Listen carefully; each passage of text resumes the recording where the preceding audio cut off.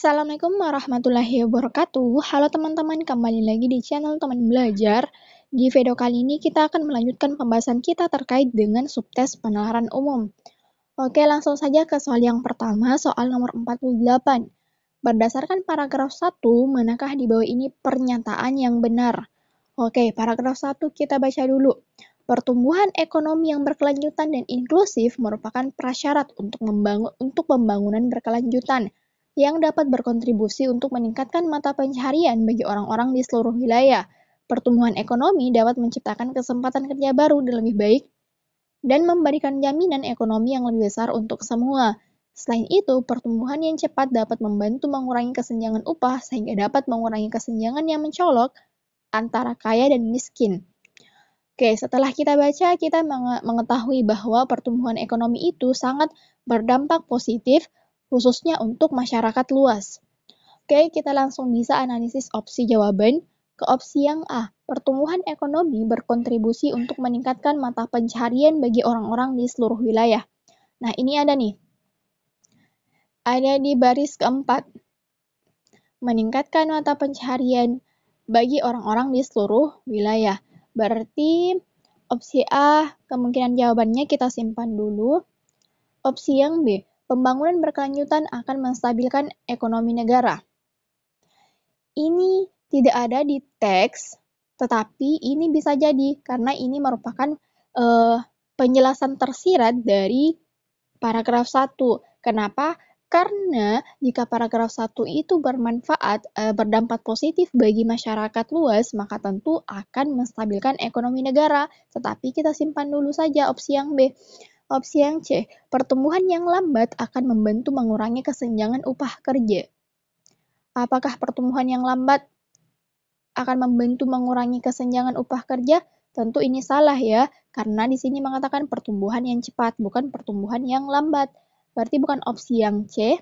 Opsi yang D, kesempatan kerja terjadi karena tidak adanya pertumbuhan ekonomi. Nah, ini juga sudah pasti salah. Seharusnya kesempatan kerja itu terjadi karena adanya pertumbuhan ekonomi. Kemudian yang kelima, jaminan ekonomi yang tinggi adalah ciri negara berkembang. Oke, ini tidak ada dijelaskan terkait dengan jaminan ekonomi adalah ciri negara berkembang. Berarti bukan opsi yang E juga jawabannya. Ada dua pilihan, opsi yang A atau opsi yang B. Nah, opsi A ini tepat dan dijelaskan dalam teks. Sedangkan opsi yang B ini tepat tetapi tidak dijelaskan dalam teks. Berarti jika seperti itu kita bisa mengambil jawabannya adalah opsi yang A, yaitu pertumbuhan ekonomi berkontribusi untuk meningkatkan mata pencaharian bagi orang-orang di seluruh wilayah. Lanjut ke soal nomor 49. Berdasarkan paragraf 1, jika pertumbuhan ekonomi yang berkelanjutan tidak berjalan, manakah kesimpulan di bawah ini yang benar? Oke, tadi kita baca paragraf 1, yang mana paragraf 1 ini mengatakan bahwa pertumbuhan ekonomi yang berkelanjutan itu sangat-sangat berdampak positif bagi masyarakat luas. Berarti, jika pertumbuhan ekonomi tidak berjalan, maka otomatis akan berdampak negatif atau berdampak buruk. Nah, jika seperti itu, kita tinggal menganalisis opsi-opsi manakah opsi yang merupakan dampak buruk jika pertumbuhan ekonomi yang berkelanjutan tidak berjalan. Opsi yang A, pembangunan berkelanjutan akan menstabilkan ekonomi. Oke, pembangunan berkelanjutan memang akan menstabilkan ekonomi, tetapi jika tidak berjalan, maka itu tidak akan menstabilkan ekonomi negara. Berarti bukan opsi yang A. Opsi yang B, pembangunan berkelanjutan tidak akan berhasil. Nah, opsi yang B ini tepat karena ini merupakan dampak negatif atau dampak buruk jika pertumbuhan ekonomi yang berkelanjutan tidak berjalan. Tapi kita simpan dulu opsi yang B. Opsi yang C, pembangunan berkelanjutan dapat berjalan lancar. Ini sudah pasti salah karena jika pertumbuhan ekonomi yang berkelanjutan tidak berjalan, maka itu tidak akan berjalan lancar. Bukan opsi yang C, opsi yang D. Ekonomi negara akan stabil, tentu ini salah karena ekonomi negara tidak akan stabil jika pertumbuhan ekonomi yang berkelanjutan tidak berjalan.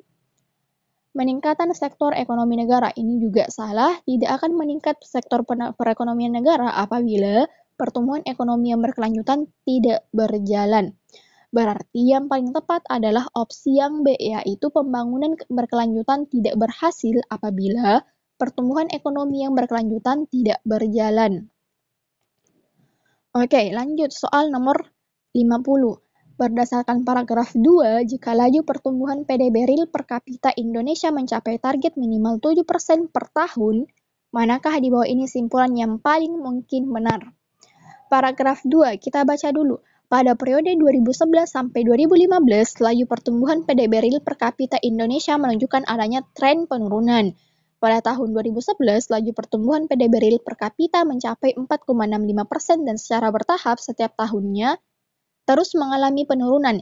Hingga tahun 2015 tercatat laju pertumbuhan PDB real per kapita Indonesia hanya mencapai 3,44%. Angka tersebut hanya setengah dari target minimal 7% per tahun.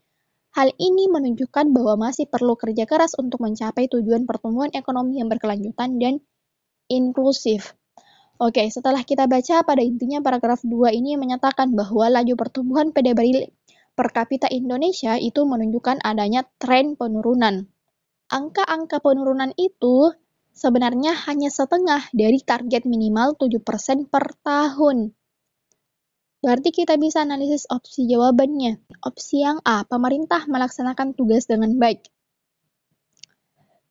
Apabila target mencapai 7%, apakah pemerintah melaksanakan tugas dengan baik? Bisa jadi, tetapi ini tidak dijelaskan dalam teks. Tapi bisa kita simpan dulu saja. Opsi yang B, harus lebih bekerja keras lagi untuk pertumbuhan ekonomi. Ini salah ya. Ini saran yang mengatakan harus lebih bekerja keras lagi untuk pertumbuhan ekonomi apabila pertumbuhan PDB real per kapita itu masih di bawah 7%. Berarti bukan opsi yang B jawabannya. Opsi yang C, peningkatan ekonomi yang akan terjadi 6,9%. Oke, ini salah ya, bukan 6,9%. Dari 3,44% ke 7% itu bukan 6,9%. Opsi yang D, pertumbuhan PDB real per kapita Indonesia menunjukkan adanya kenaikan. Nah, ini tepat nih. Kenapa? Karena di sini mengatakan bahwa periode 2011 sampai 2015 itu laju pertumbuhan PDB real per kapita Indonesia menunjukkan adanya tren penurunan, ditandai dengan 2011 yang hanya mencapai 4,65%, kemudian 2015 itu cuman 3,44%. Jadi ini menunjukkan adanya tren penurunan. Nah, jika PDB real per kapita Indonesia mencapai target minimal 7% per tahun, maka itu akan menunjukkan adanya kenaikan. Berarti yang paling tepat adalah opsi yang D. Lanjut, soal nomor 51. Berdasarkan paragraf 2, manakah pernyataan di bawah ini yang paling mungkin benar mengenai pertumbuhan PDB real per kapita Indonesia pada tahun 2015? Oke, kita baca hingga tahun 2015 tercatat laju pertumbuhan PDB real per kapita Indonesia hanya mencapai 3,44%. Oke, 2015 itu hanya 3,44%. Kita analisis opsi-opsi jawabannya. Penurunan sekitar 0,19% dari tahun 2014. Tahun 2014 itu berapa sih? Ini sekitar 3,6%. 3,6%, tapi kita belum tahu 3,6% berapa, apakah 61%, 62%, atau 63%. Tetapi kemungkinan yang paling tepat itu jawabannya adalah opsi yang A. Kenapa? Karena kalau kita lihat di opsi-opsi yang lain ini tidak menggambarkan kondisi di tahun 2015. Coba kita baca. Opsi yang B, peningkatan sekitar mencapai 20%. Ini sudah pasti salah karena setiap tahun itu mengalami penurunan. 2014 ke 2015 itu mengalami penurunan, bukan meningkat. Berarti bukan opsi yang B. Opsi yang C, kondisi perekonomian semakin membaik. Tentu jika mengalami penurunan, maka kondisi perekonomian itu tidak akan membaik. Opsi yang D, pemerintah memperlancar perekonomian negara. Nah, ini juga sudah pasti salah. Jika pertumbuhan PD baril per kapita itu mengalami penurunan, maka pemerintah itu tidak memperlancar perekonomian negara. Oke, opsi yang E, Indonesia terbebas dari kesenjangan ekonomi. Ini juga sudah pasti salah. Kenapa? Karena jika pertumbuhan PD baril per kapita Indonesia mengalami penurunan, maka Indonesia itu belum bisa dinyatakan terbebas dari kesenjangan ekonomi.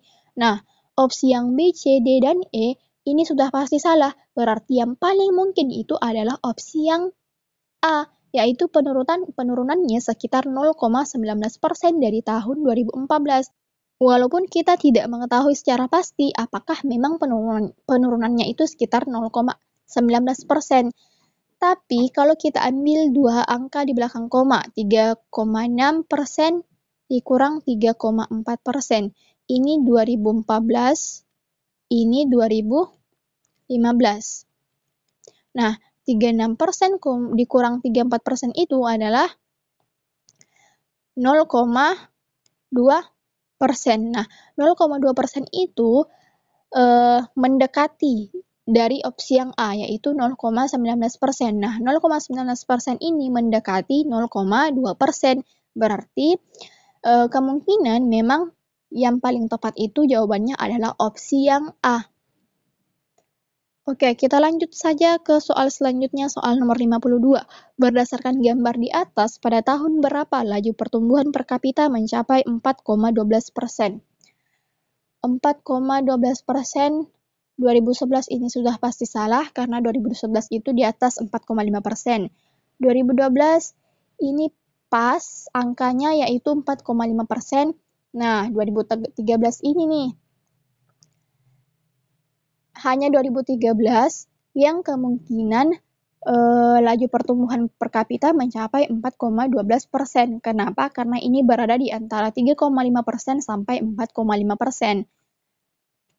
Nah, bukan juga 2014 karena 2014 ini hanya sekitar 3,6%, apalagi 2015 ini di bawah 3,5%. Berarti dapat kita simpulkan bahwa tahun yang mengalami laju pertumbuhan per kapita mencapai 4,12% itu adalah tahun 2013, opsi yang C. Lanjut soal nomor 53. Berdasarkan gambar di atas, manakah simpulan yang paling mungkin benar? Kita analisis saja opsi-opsi jawaban. Laju pertumbuhan per kapita semakin meningkat. Apakah semakin meningkat? Tentu ini salah karena tahun 2011 sampai 2015 itu bukan meningkat tetapi menurun. Opsi yang B, perekonomian Indonesia semakin stabil. Apakah stabil? Tentu ini salah karena mengalami penurunan. Opsi yang C, turunnya laju pertumbuhan per kapita setiap tahun. Nah, opsi yang C ini tepat karena tahun 2011, 2012, 2013, 2014, 2015 ini kita lihat selalu mengalami penurunan. Berarti kemungkinan jawabannya adalah opsi yang C, tapi kita simpan dulu. Opsi yang D, laju pertumbuhan per kapita tahun 2011 sampai 2015 tidak mengalami peningkatan. Oke, ini juga tepat karena memang tahun 2011 sampai 2015 itu tidak mengalami peningkatan, hanya terus mengalami penurunan. Berarti bisa juga opsi yang D jawabannya, tapi kita simpan dulu. Opsi yang E, tingkat laju pertumbuhan per kapita paling rendah tahun 2013. Nah, ini sudah pasti salah karena yang paling rendah itu adalah tahun 2015.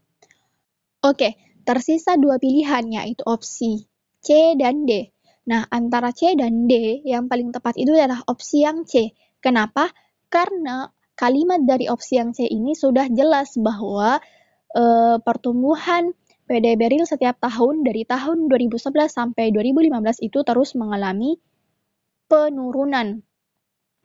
Sedangkan opsi yang D ini mengatakan tidak mengalami peningkatan. Nah, tidak mengalami peningkatan itu ada dua asumsi. Apakah itu tetap atau menurun? Jadi kita tidak bisa mengambil simpulan yang paling mungkin benar untuk opsi yang D karena tidak mengalami peningkatan itu ada dua asumsi. Apakah setiap tahunnya tetap atau bisa juga menurun. Jadi kalimat yang jelas itu yang mana mengatakan bahwa setiap tahun mengalami penurunan adalah opsi yang C, yaitu turunnya laju pertumbuhan per kapita setiap tahun. Lanjut, soal nomor 53. Ini adalah soal penalaran analitik. Kita baca soalnya. Agung menentukan prioritas dalam hidupnya sebagai berikut. Agung ingin tentram sebelum menikah, melanjutkan pendidikan setelah punya jabatan, dan menikah sebelum punya jabatan. Ia juga akan menikah setelah punya pekerjaan. Setelah punya jabatan, ia ingin sukses. Jika saat ini Agung telah punya jabatan, maka keinginan yang telah tercapai adalah. Oke, kita urutkan prioritas Agung dari sebelum menikah sampai setelah menikah. Nah, sebelum menikah, apa saja prioritas Agung? Di sini mengatakan Agung ingin tentram sebelum menikah. Berarti sebelum menikah Agung harus tentram dulu. Oke, tentram. Ini adalah prioritas pertama. Kemudian sebelum menikah apalagi prioritas Agung? Di sini mengatakan ia juga akan menikah setelah punya pekerjaan. Berarti sebelum menikah Agung harus punya pekerjaan. Berarti ini merupakan prioritas kedua sebelum menikah. Punya pekerjaan. Nah, setelah tentram dan punya pekerjaan, maka tentu Agung akan menikah. Berarti di sini sudah ada di posisi setelah menikah. Nah, setelah menikah, prioritas Agung apa saja? Di sini mengatakan dan menikah sebelum punya jabatan. Berarti setelah menikah itu harus punya jabatan. Berarti ini prioritas pertama setelah menikah adalah punya jabatan. Kemudian, melanjutkan pendidikan setelah punya jabatan. Berarti setelah punya jabatan, Agung itu akan melanjutkan pendidikan.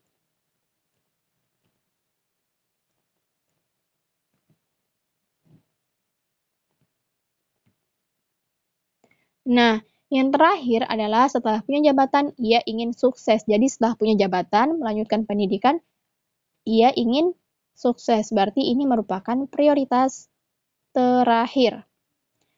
Nah, soalnya mengatakan jika saat ini Agung telah punya jabatan, maka keinginan yang telah tercapai adalah, berarti Agung ada di posisi ini. Ada di posisi punya jabatan, berarti dia telah melewati tentram, punya pekerjaan, menikah. Jadi, keinginan yang telah tercapai oleh Agung adalah tentram, punya pekerjaan, dan menikah. Ada di opsi yang D. Lanjut soal nomor 54, masih dengan soal penalaran analitik. 5 binatang peliharaan dengan nama Joe, Moe, Niu, Iko, dan Po. Hanya Moe dan Po yang sangat manja. Moe, Niu, dan Po tidak mengeluarkan bau. Jika diinginkan dua peliharaan, satu yang manja dan tidak berbau, dan satu yang tidak bersuara keras dan tidak berbau, manakah di antara 5 peliharaan itu yang terpilih? Oke, jadi ada 5 peliharaan dan akan dipilih 2 hewan peliharaan, yang mana yang satu itu adalah manja dan tidak berbau.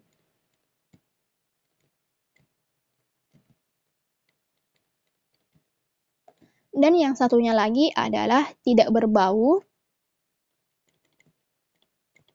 tidak bau, dan tidak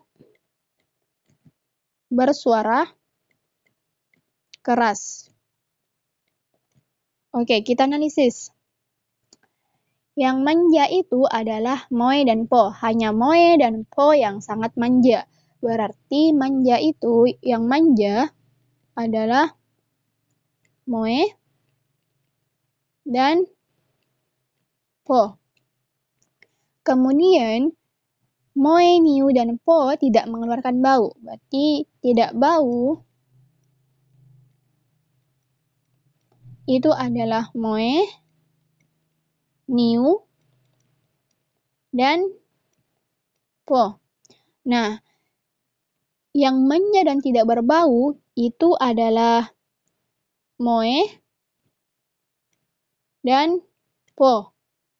Jadi, untuk peliharaan pertama dengan kriteria manja dan tidak berbau itu bisa Mo, bisa juga Po. Jadi, kita bisa tulis di sini, bisa Moe, bisa juga Po.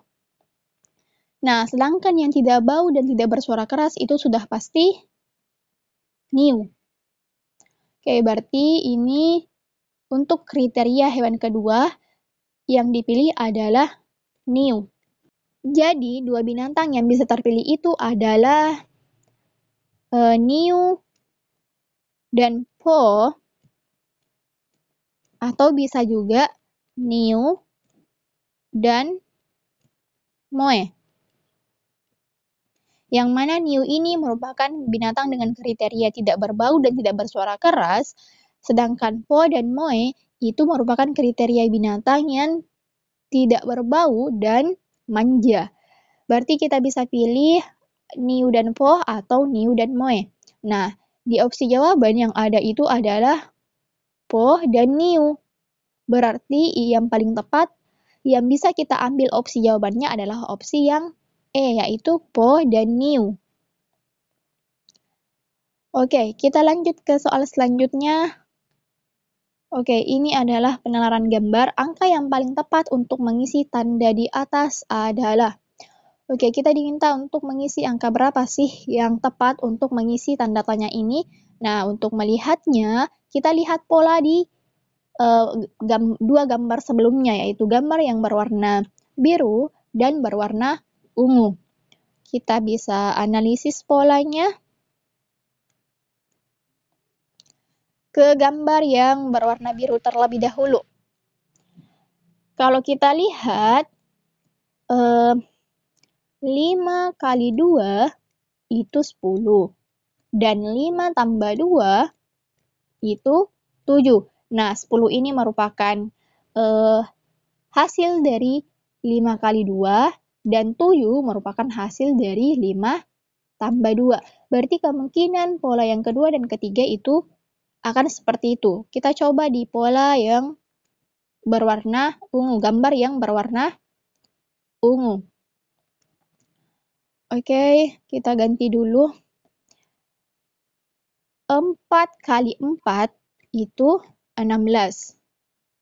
4 tambah 4 itu 8. Nah, ini sudah sesuai. Jadi 16 itu dihasilkan dari 4 kali 4, dan 8 itu dihasilkan dari 4 tambah 4. Nah, berarti untuk pola gambar ketiga ini, polanya pasti sama dengan gambar yang pertama dan gambar yang kedua.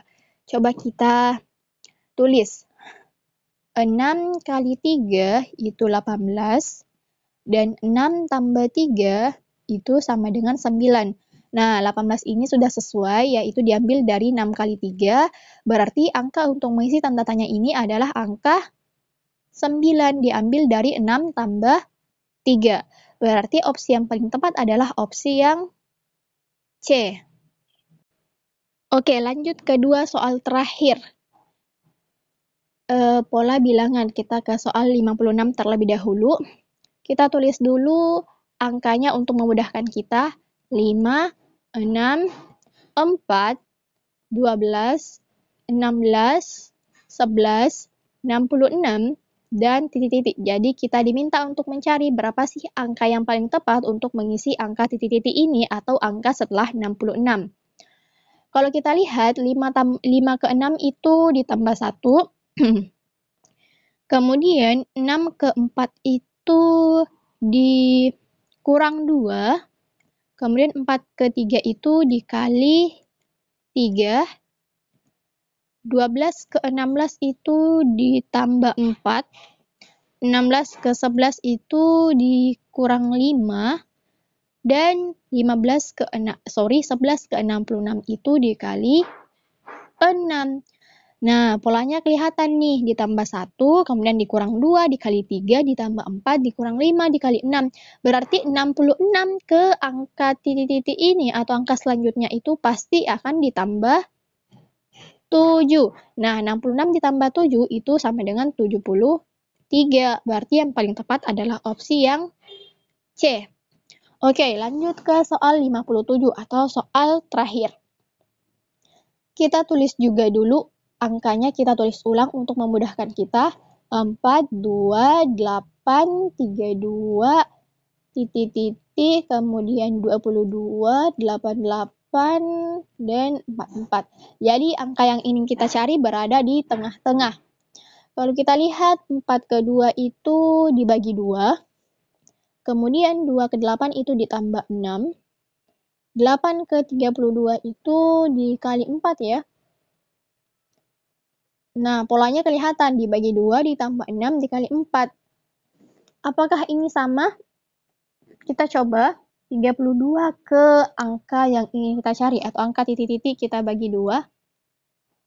32 dibagi 2 itu berapa? Kita bagi dulu 32 bagi 2, 2 kali 1 kali 2, 2, kemudian 12, 6. Berarti 32 dibagi 2 itu 16, kemungkinan angkanya ini adalah 16. Kita lihat dulu di angka-angka selanjutnya, 16 ke 22 apakah ditambah 6? 16 ke 22 itu memang ditambah 6. Kemudian 22 ke 88 ini dikali 4. Kemudian 88 ini ke 44 itu dibagi 2. Berarti angkanya sudah tepat, yaitu 16 dengan pola bagi 2 ditambah 6 dikali 4 dan seterusnya yang terus berulang-ulang. Berarti yang paling tepat adalah opsi yang B. Oke, untuk soal penerapan umum cukup sampai sini dulu dan sampai jumpa di pembahasan soal atau materi lainnya.